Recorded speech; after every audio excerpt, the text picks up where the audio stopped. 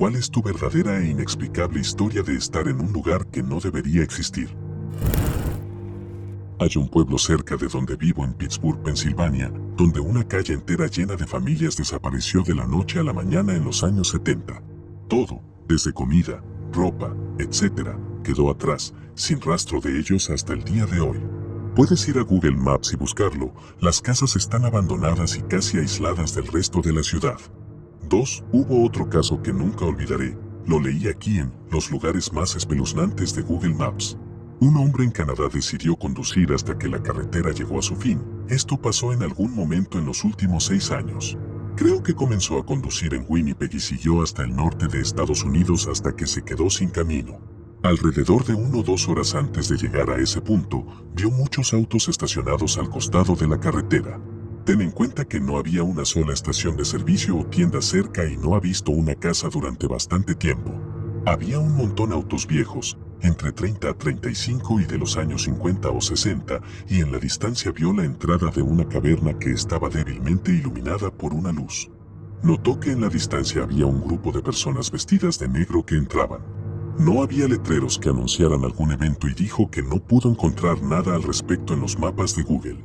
Publicó esto hace 4 años, y ese viaje sucedió aún más antes de cuando lo publicó. Recuerdo tratar de contactarlo y traté de obtener pistas o áreas cercanas para que pudiera hacer mi propia investigación, pero me respondió diciéndome que no podía recordar muchos detalles. Todavía me hace preguntar hasta el día de hoy qué estaba pasando allí. Esta historia tiene lugar a mediados de los 90, una época anterior a los teléfonos celulares y GPS ampliamente utilizados.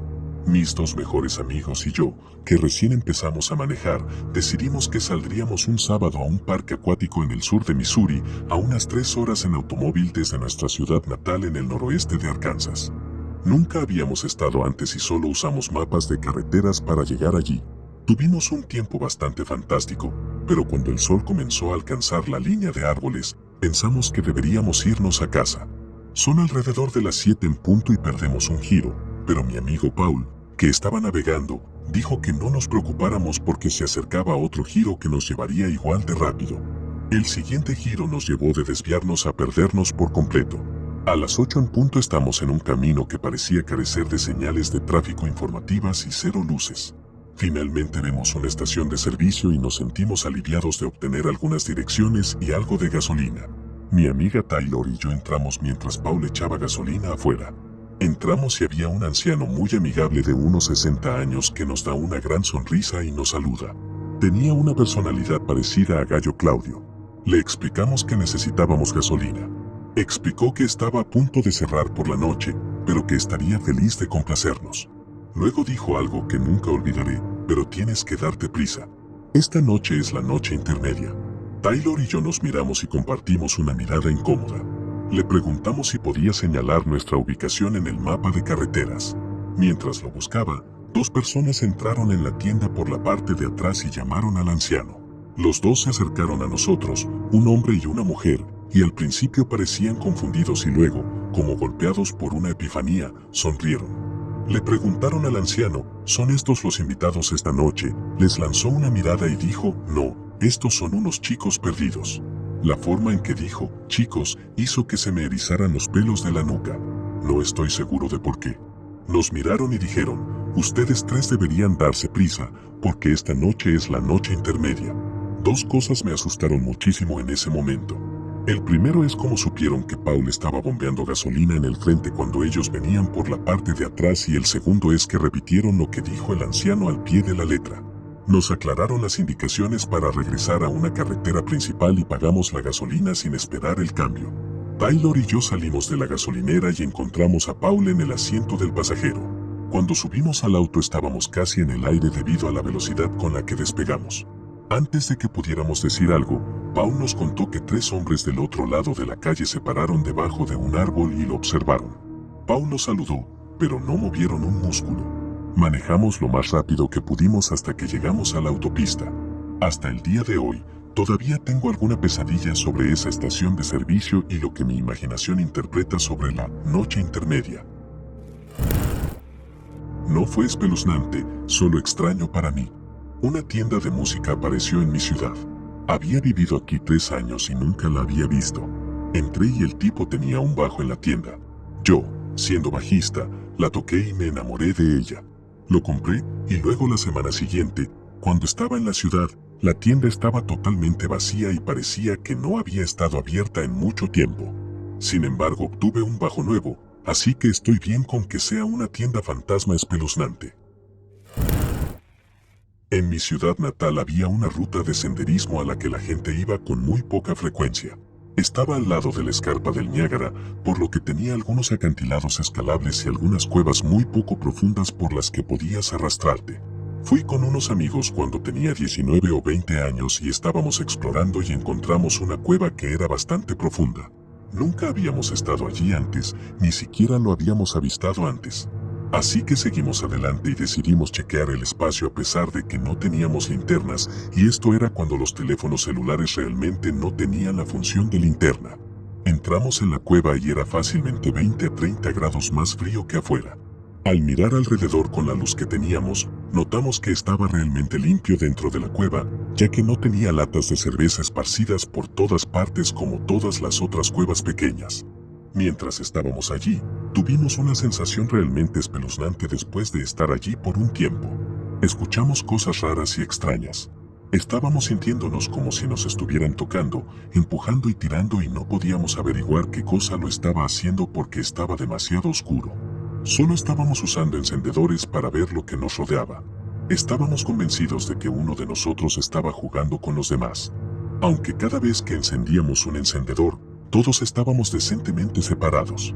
Decidimos salir corriendo de allí después de solo unos minutos, convencidos de volver con linternas.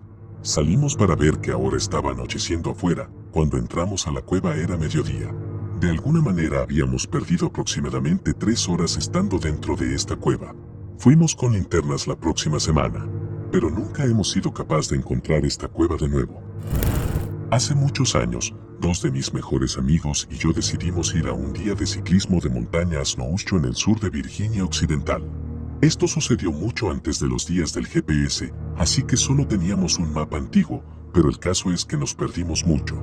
En algún momento del camino terminamos en una pequeña ciudad y pensamos que podíamos pedir direcciones, pero el lugar estaba absolutamente desierto. Y hablo de que no había ni un alma sola que se vea por ningún lado. Aparcamos la camioneta y nos separamos buscando alguna persona.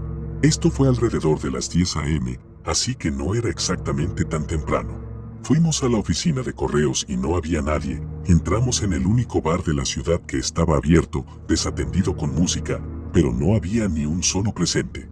Fuimos de negocio a negocio y caminamos por las calles y, después de unos 25 minutos, finalmente encontramos a un anciano que apareció de la nada en medio de la ciudad caminando solo. La primera pregunta que le hicimos no fue ni siquiera para pedirle direcciones.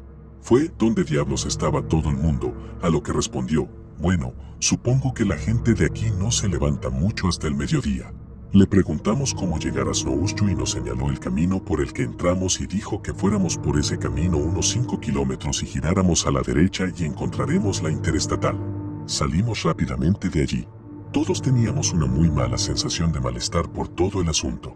Cuando nos fuimos, estábamos a unos 3 kilómetros por la carretera y nos topamos con una señora vestida con el uniforme de la carretera estatal y estaba parada en medio de una recta muy larga con una señal de alto. Cuando nos acercamos a ella, cambió el letrero de lento a alto. Le preguntamos qué estaba pasando. Dijo que habían obras de carreteras más adelante. En ese instante le contamos lo que acababa de suceder en la pequeña ciudad y ella se rió un poco y dijo que esas personas en ese pueblo son un poco extrañas, pero que no pensáramos mucho en eso. Así que empezamos a hablar con esta mujer esperando a que pasara algún auto desde la dirección opuesta. De hecho, terminamos hablando con ella durante aproximadamente 45 minutos o 1 hora. Ningún vehículo se acercó nunca desde la otra dirección o detrás de nosotros.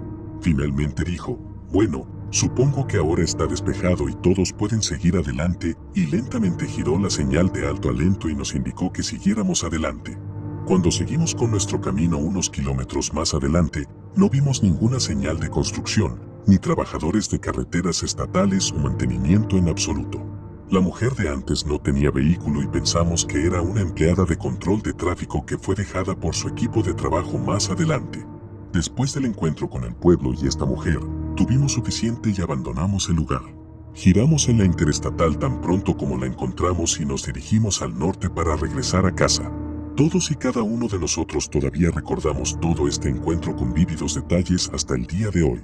Le pregunté a mi amigo si recordaba todo esto hace unos 3 meses en su boda y todavía le asusta muchísimo. Hace muchos años, mi familia y yo nos mudamos de California a Nebraska. Todavía era un niño pequeño, probablemente de unos 5 años. Estábamos conduciendo por Nevada y poco después de Las Vegas necesitábamos parar y reposar. Nos detuvimos en la típica gasolinera de la vieja escuela que tiene su timbre cuando te acercas a la bomba. No lo recuerdo muy bien, pero mi padre me dijo que parecía todo normal. Salió a cargar el auto mientras mi mamá entraba a pagar la gasolina. Mi mamá dijo que cuando entró, la gasolinera tenía bastantes personas adentro, a pesar de que éramos el único automóvil allí. Cuando se acercó al mostrador para pagar la gasolina, todos se giraron hacia ella y las luces se apagaron. Corrió afuera donde mi papá fue testigo de todo y la ayudó a subir al auto y salimos a toda velocidad por la interestatal, sin importarnos si nos quedábamos sin gasolina o no. Hasta el día de hoy, mi mamá dice que ese es uno de sus encuentros más aterradores porque no pudo explicar ni entender exactamente lo que pasó. Y sí, encontramos una gasolinera mejor en el camino y llegamos a Nebraska. Cuando mi hermano y yo teníamos 10 y 12 años respectivamente, nuestra familia hizo una caminata por el cementerio y se adentró en el bosque no muy lejos de nuestra casa. Mis hermanos y yo explorábamos estos bosques todos los días. Incluso acampábamos en ellos antes. Lo conocíamos como la palma de nuestras manos. Yendo al caso, cuando nuestra familia llegó a nuestro lugar habitual junto al arroyo, mi hermano y yo dijimos que volveríamos en unos minutos, ya que queríamos deambular más arriba del arroyo. Así lo hicimos. Nos encontramos con una colina muy grande que nunca habíamos visto antes. Vimos una casa deteriorada que estaba llena de lo que parecían las cosas de alguien que vivía allí, incluso habían objetos esparcidos fuera del lugar. Pero estaba todo tan desordenado que parecía que hubieran sacudido el hogar, asaltaron la casa y se fueron. Había toneladas de X pintadas en los árboles que mostraban que alguien tenía la intención de talarlos en algún momento. Deambulamos unos momentos más cuando pensamos que escuchábamos a nuestra madre gritarnos. Así que dimos media vuelta y caminamos unos metros colina abajo hasta donde estaban nuestros padres. Todo esto duró unos 45 minutos para nosotros. Tan pronto como nuestra madre nos vio, recibimos la paliza de nuestra vida. De hecho, habíamos estado alejados casi 4 horas. Ella nunca nos vio subir una colina y recordaba habernos visto deambulando por el camino estrecho junto al arroyo, sin subir ninguna colina. Ella, nuestro papá y nuestro otro hermano recorrieron el bosque durante más de 4 horas gritando nuestros nombres y no pudieron encontrar ni un ápice de nosotros. Defendimos nuestro caso e incluso tratamos de mostrarle la colina. Habíamos pensado que estaba bromeando con nosotros, así que la acompañamos hasta el desvío de la colina y se había desaparecido. No había rastro del lugar donde estuvimos antes. Durante años exploramos el bosque decididos a encontrar esa maldita colina. Recorrimos kilómetros de bosques fuera del camino. A día de hoy no pudimos encontrar esa colina, ni siquiera la avistamos. Nunca encontré los extraños muebles, juguetes, ropa y otros artículos domésticos que estaban esparcidos por la colina. Y nunca conocí a nadie en el área que tuviera idea de la colina. Probablemente solo vagamos mucho más de lo que pretendíamos, pero siempre me pareció extraño que nunca volviéramos a encontrar ese lugar. En 7º grado tenía un amigo que vivía cerca de una playa en una bahía del lago Michigan. Un día a principios de mayo se alcanzaron los 70 grados, algo casi inaudito para esa época del año en el norte de Wisconsin. Mis 2 amigos, incluido un amigo de la playa, anduvimos emocionados en nuestras bicicletas hasta la playa para tal vez sumergir los dedos de los pies, esperando aguas tranquilas y frías, y luego broncearse por el resto de la tarde. El agua, sin embargo, estaba sorprendentemente tibia, como agua de baño caliente. En esta área particular de la bahía, el agua era poco profunda hasta aproximadamente 6 cuadras, y estuvimos en el agua yendo más y más profundo hasta que nos llegaba al pecho. Mientras nos sumergíamos y nadábamos más, comencé a sentirme mal, con dolor de cabeza, náuseas y temblores. En ese momento, mis otros 2 amigos mencionaron que también se sentían enfermos. Regresamos a la orilla con suerte, casi arrastrándonos cuando salimos. Los tres colapsamos debajo de un árbol y nos quedamos descansando durante 2 horas. Estuvimos hablando de la rara sensación que tuvimos antes. Momentos después volví a sumergir mi pie en el agua y estaba helada. Hasta el día de hoy no tengo ni idea de lo que tenía esa agua. Sé que había una planta química en la ciudad que solía fabricar cosas como el herbicida agente naranja y que se sabía que sus prácticas no eran tan conscientes respecto al medio ambiente. Nunca he tocado esa agua desde entonces. Conducía por Illinois para llegar a Chicago hace una década con un grupo de amigos y nos detuvimos en un Taco Bell. Lo primero que notamos fue que los trabajadores estaban actuando de manera muy extraña. Todo lo que decían era monótono y ensayado, o eso era lo que sentíamos todos.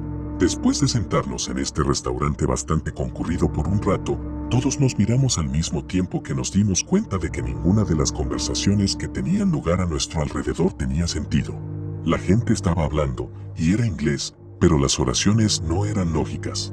Solo se decían palabras el uno al otro. No hablamos mucho de esto hasta que salimos, pero en un momento todos nos asustamos y confirmamos que estábamos experimentando lo mismo y salimos de allí. En broma nos referimos a ese lugar como el Centro de Entrenamiento de NPCs, ya que las personas no parecían ser reales, o estaban aprendiendo a ser humanos o algo así.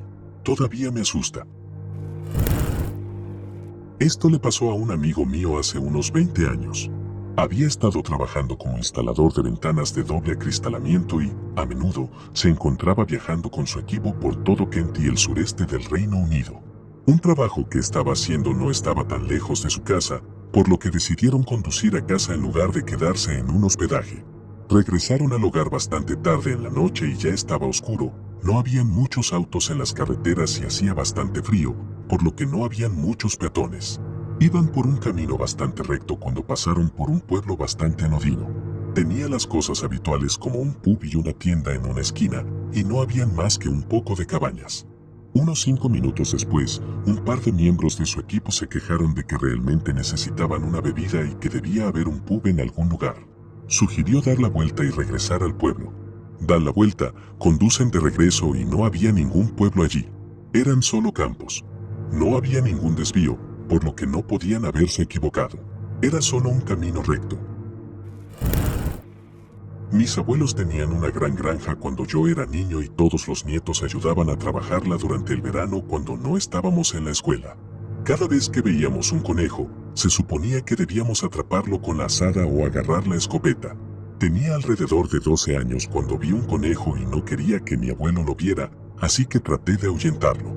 Lo seguí hasta la maleza en la tierra y, por alguna razón, seguí siguiéndolo porque por lo general, los perdía de vista bastante rápido una vez que entraban a la maleza.